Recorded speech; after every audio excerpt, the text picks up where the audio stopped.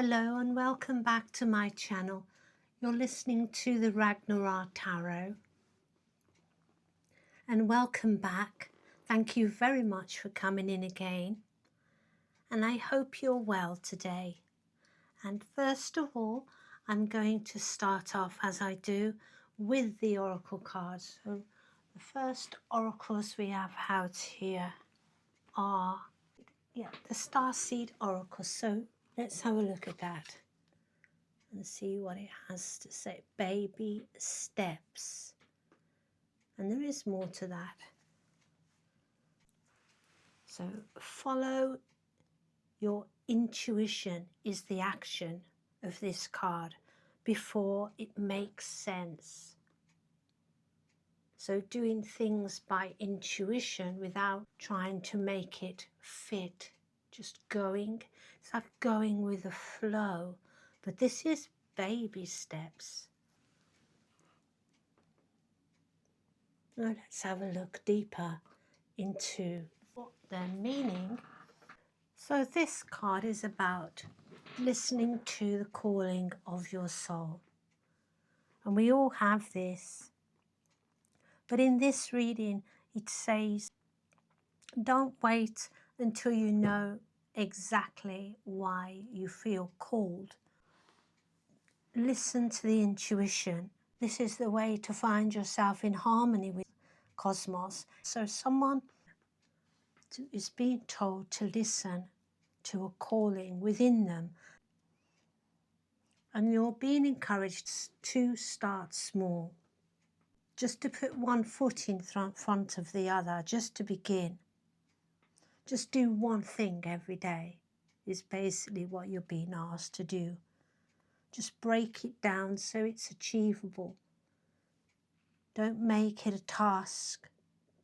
If there is something that you know you want to do, but you just want to get ahead and you want to get on with it, this is the frustration that you might feel. And this is also pointing to that frustration that as a starseed, you want to go fast, you want to start manifesting. And because you could be impatient about the pace of things, that you feel like you're never going to get there, you may as well give up. But you're being urged to take small steps. It's consistency that's needed first. This is something to do with consistency. So this is why this card is asking for small, bite-sized, one foot in front of the other, once a day, every day. So it's like a test in a way to see how serious you are, if you will keep this pace or just give up. And it's also a test of your patience, of your ability to being able to build on something over time and not expect it to come in fast, to come in quick, to just happen. It's about being patient. Just do things, just do one step at a time. It's about enjoying the journey or doing the journey for the journey's sake. So this is the first card. And so let's go on and find out what else is in store for you. So secondly, we have ash, sinis, ash. And it's a pyramid, isn't it? And this is energy, this is alchemical energy. So let's take a look at this. So this represents things that came before. And we have ash, which is about a fire. The fire that is burnt out leaves the ash. And as I look at this card, I don't know if you can see, but just off camera, I burnt an incense cone and it is burnt right through. The fire is out and there is only ash that remains. And there we have it, again multiplied in my incense for you. And it is almost triangular. So some flames that have now gone out. has taken away the recognizable form of what was burnt.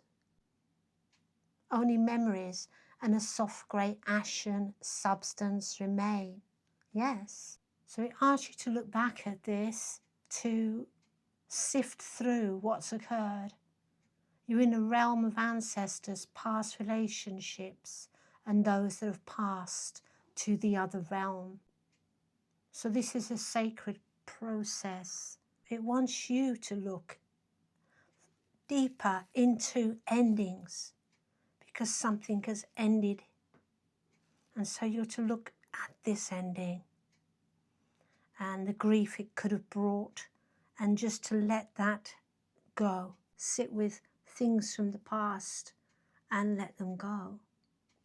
It's also asking you to be like this ash, to be light, silken, and easily carried right now, which is harping back to the journey, one step at a time. Be taken by the intuitive winds that carry you, and be content to do that, but also see that the fire is already burnt out, whatever that fire is.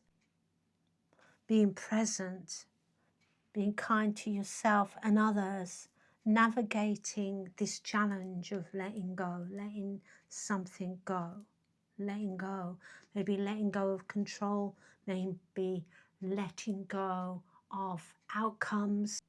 See the journey as sacred, because this ash is about the sacred, and it did make me the thought of gurus, and a particular Maharaja, Neem Karoli Baba, who I have a picture of, and how the guru would put ash on those around him as a kind of blessing. Ash is represented in the Hindu religions with blessings, ash on the head, that is burnt out, that is dead, that you can let go, and the lightness of that and the gentleness of it. So it's to do with these energies, is what I'm feeling. Bardo. The Bardo is the next card. And this isn't about alchemical energies. It's about you, yourself, your archetype. It's quite interesting because when I first saw that, the Bardo, I thought of the Bard. And because I thought of the Bard, I also started thinking about shamanism. I thought of shamanism and shamanic journeying, if that means anything to anyone. But that's what I saw with Bard. And then I saw the skulls, and again, it's bringing up an ending, letting something go, or letting go of expectations and ideas and wants, and just staying present and going with the flow, going with your intuition.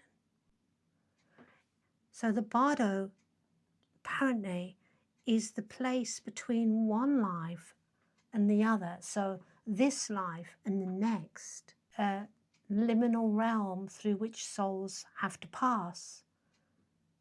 Envisioning this inherently mysterious place creates the potential for us to rise above the concerns of this world and see our relationship through more of a cosmic journey in a timeless lens, because we're all immortal. Everyone wants to be immortal, and they don't realize that they already are. The only difference is you don't get to just live in one realm. You get to live in many, which I think is richer, and we're the better for it. And it's also talking about seeing visions of those that have gone before. Again, those that have gone before. So there is a message in this about maybe seeing visions of those who have gone before that are no longer with us, or hearing from them in some way.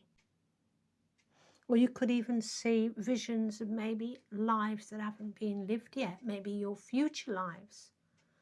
This card is pointing to some kind of with this big eye in the middle of the bardo.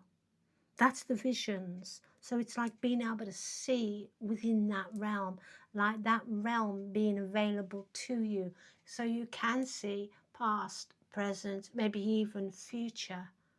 But it's also saying that with these concerns of the world, as you see it in this more fuller picture, to rise above just worldly concerns and see the things that are coming into being and passing all as one. It is something of that energy here. And what it is saying is to see the unseen, to love the unloved, to let go of all things that cause us pain. It's to being suspended between these two worlds, this spaciousness, for long enough to open us to a higher wisdom. So higher wisdom is important in this card. The energy isn't of the earth. So it's about seeing the truth. It's about seeing the transcendence of everything. So this is part of your journey, as this started with a soul's journey, didn't it? Started with your starseed, your journey right now. And as we see with the thread, these cards are now starting to thread together. The transparency, the letting go of those very limited ways of thinking and opening your mind more fully. And maybe because you're going to experience a deeper knowledge, greater knowledge, so some kind of expansion that is coming to you to be able to see further. Being in the present is what is called for, and just flow with the energy of this force, this thread, this life thread. Is now, let's see what else we have here. Secrets. Oh, you know what? This reading is just getting more and more. It just seems to be going deeper and deeper. And then we have here mystical moments, oracle. It's just giving me an idea of you being able to see things that are not known by a lot of people, secrets. And you look like the hermit here, going out on a path.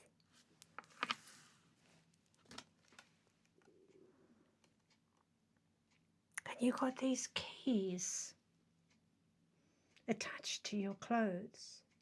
And this energy of like the young, childlike energy is like being in this easy flow. And carrying a light is your light, but it's also the moon. It's moonlight. And you're standing on top of something. And when I see something that looks like a chair, but it's like a mountain,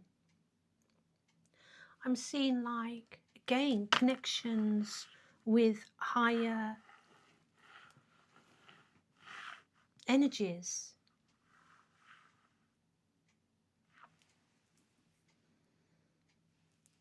Things that are not of this world. And secrets. And so this is the mystery of hidden things. This is the mystery of what is within us, being able to unlock those things. And it talks specifically about you holding keys in your hand. And these keys fit into this moon, the moon's surface, which is all about what's hidden with the moon. It's like the opposite to the sun, which is what's revealed. And it talks about personal things that we hide within ourselves. But I don't necessarily think that is it. I think what you can gain or glimmer or see or what visions this bardo may bring is something that you will be able to invite others to look into with you. because they'll be part of your memories. So you'll have some information, some knowledge from this spiritual realm that you can then share. You'll have these keys to be able to see this, is what I'm seeing. And then we have stranded. Well, I wasn't expecting that. Stranded. What can this mean? And it is a boat on top of a tall tree. But the tree could be in the water. That could be water and not clouds too. The anchor is on the second branch, the other branches down here. But he can't reach the boat, and it doesn't look like he can get down onto the ground. But I don't know. It's in between again. We're getting these in between world ideas, aren't we? Because he's not on the world, and he's not up in the heavens. There is a bardo, the in-between world, and it says stranded here, 44. But on this card, it's about fears. But this is more about this ship up on the top of a tree, and then he can't get down as between the worlds. So it's about a situation as well where you're kind of like, well, how did I get here? So you may not be able to trace your steps back of how you got to where you are now. You wanting different expectations again. It began with the journey, our soul's calling. And then that soul's calling is gently taking you, or not so gently, on your purpose that you cannot see. Secrets again. But you feel like you're in a place where you're just stranded and you don't know how you got there. It's not what you anticipated your path would be here. Again, it's about your expectations. So the beginning and the end of these two are both talking about the same thing. Your expectations on this journey. And you're here where you feel kind of stuck and stranded, and you feel like, I can't go back and I can't go forward, but I don't want to be where I am. But the journey is saying, just do something, be consistent, do something every day, and you'll see that you will no longer be where you don't want to be. But you can't see that, and so your direction here is let go of your expectations, trust your intuition, trust the journey. Things are going to be shown to you. Yeah, secrets, things you don't know. Okay, so it is coming clearer. It was even foggy for me because it was kind of one of those things where, how are these fitting? How are these fitting? So, yeah, it's really pointing to a journey that is not easy to unravel, as we was talking earlier about strings all attaching, the worlds all attaching one thread, but it's hard to thread this. It was hard to thread this. And I think that's how you're feeling as well. And I think the bardo as well is you between two worlds, between one life that you were in, which is the past, which is gone, which is ash, burnt up, gone. You can't go back. And the new one that's not yet begun. So you can't move right now because you are in place. All you can do, well, you can move, but you can't just jump. It's a slow process. So this is the bardo place, the place where you feel like you're not one place and you're not another. And this is why you're frustrated, and this is why you're anxious to move forward. But you're being told, you just have to trust. You just have to trust this process. And all that's required of you is to do something every day, something that is part of your journey. I mean, it doesn't mean that you can't also do something for yourself, something creative, or just have a day of rest, but just the consistency. It's just about the consistent process. You do know your path, you do know what you want to do, but you don't want to be here, is what you're repeating to yourself. You don't want this. And don't think about it, just stay in the now. Remember, everything that comes into being also passes. The ash. Yeah. So just stay with the now and the process. And you have Phoenix. It's a beautiful. And this is a mythical one. That's why we have this silver sacred sphere. I say sacred, but it looks kind of sacred because all the other cards, they don't have this rainbowy thread going through them with all these colours on the silver. Love the rainbow.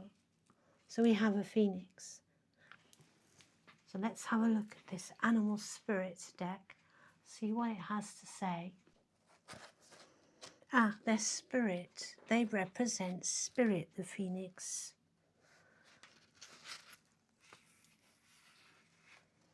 Freedom from suffering and past karma, reincarnation. It's a transformational journey you're on. And for some of you, this could be freedom from your karma and from all past suffering. It could be like an awakening, because that's what it's pointing to. And we see a mountain here again, and we see the fire, and we see the fire burn out. And we see the top of the mountain. And we see it again here, actually, the in-between. So for some of you, this could mean some kind of enlightenment. It's transforming the past, which we had in the beginning, this transformation of the past, this past which has gone, which has ended, transformed. And we have the burning of the impurities through practice and dedication. This is what the phoenix stands for. So the impurities, the burning, and here we're being told the ash, the burning has stopped. So there's some impurities. This is a cleansing, transformative journey you're on, where impurities are being burnt up for a lot of you, or past is being burnt up. Something of the past, something of your new life. So this is also about like when you have realized you've been suffering for too long and something must change. And it says part of that change is about living consciously instead of being driven by the unconscious. So it's about burning through things, baggage, things that we don't need. Goodness, I can't believe the stuckness and dead weight. We burn through our baggage. You no longer run from who you are or what's happened or what you've done or what's been done. The stuckness, the dead weight, that's the dead weight, the anchor, the dead weight. Look at this. Falls into ashes. And the lightness, which was the ash on the wind, the lightness and clarity emerge. The bardo, the eye, the vision, secrets, the light, the revealing of secrets, clarity emerge as the stagnancy continues to smoulder. The phoenix lifts our spirit up and up and begin to recognize ourselves. So this is a journey. It's a transformative journey you're on, whether you like it or not. This is part of the journey. It's the journey of the phoenix. And something's had to burn up the past, what it said here, ancestors, past, everything, expectations. And then you realize who you truly are. Through all that fog, through all that stuckness, the realization and the clarity emerge.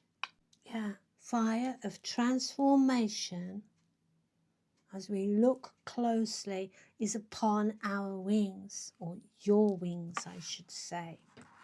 Now, let's see this. Golden egg, oh my God. And again, you've got two spirit cards, sorry. You have two spirit cards. Golden egg. Wow, this is beautiful. This is beautiful. Yeah, for some of you, you're on the verge of this path, this enlightenment, this realizing your real true self. Golden egg. Well, that's spirit two. This is about retreating from life. It's the journey, the time to unfold, the unfolding process of the spirit. And this is why you can't rush it. This is why it's one step at a time. This is why it's slow. And this is why you feel stuck. This could be just a reading for like one person, honestly, a sense. For others, it's definitely an unfolding path of transformation. This will be the bit where everything will just be warm and quiet, and a gentle unfolding process begins. There'll be no rushing it, no pushing it, no grasping, and you won't want to, because you find yourself about being calm and just allowing things to unfold, staying like the ash, very light. It's all about you coming together with your inner self, your spiritual self. And the golden egg is also about the emerging of a new life. This is a 10 of Pentacles. This is like everything you could ever want here in this world. This is what these energies are. And here we have an High Priestess. And we see again this kind of mountainous energy. There's the tree again. But look, she's so tall and she's crowned. Her head is in the sky. A good, happy, joyful, balanced life. The juggling that you were doing earlier to try and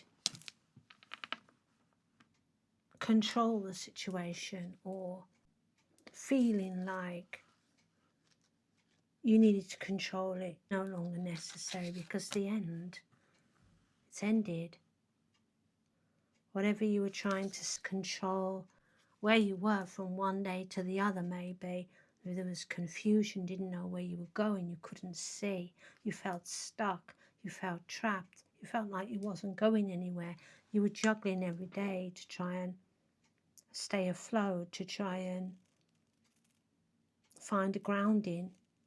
But that is over, because the process has come to an end. But you're just now in this, not there, and yet not in the past energy, but not quite in the new energy. This is what this ending is. But the new beginning is here, because it's already here. It says judgment's already been called. So it's time. And there's our English St. George's flag, the actual flag of England. So yeah, it's been called. And look, some of these people, the dead. Yeah, about the dead. Awakening, a new awakening from one life to the other. The dead rise up, right? is being called. You're called. Oh my God. Calling, the path.